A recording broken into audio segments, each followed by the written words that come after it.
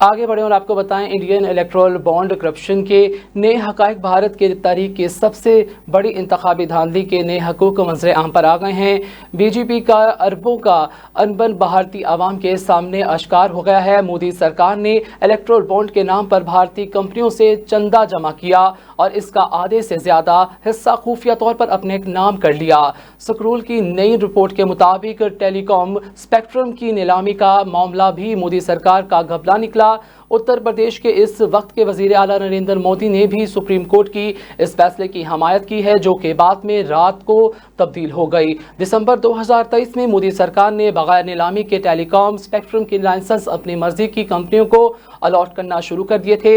اسی دوران ٹیلی کام کمپنی بھارتی انٹرپرائزز نے راتوں رات نہ صرف لائسنس حاصل کیا بلکہ اسپیس آتھرائزیشن بھی حاصل کر لی۔ شواہد سے ثابت ہوا ہے کہ بھارتی گروپ نے لائسنس ملنے سے پہلے اور بعد دو حصوں میں بی جے پی کو بانڈ کے ذریعے 150 کروڑ کا چندہ دیا۔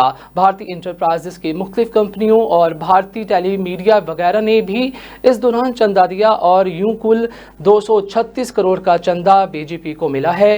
ریلائنس انڈسٹریز اور 11 مس کی کمپنیاں اسٹار لنک نے بھی اسپیکٹرم کا لائسنس حاصل کرنے کی کوشش کی، لیکن مودی سرکار نے انہیں رد کرتے ہوئے محض بھارتی گروپ کو بھی نوازا۔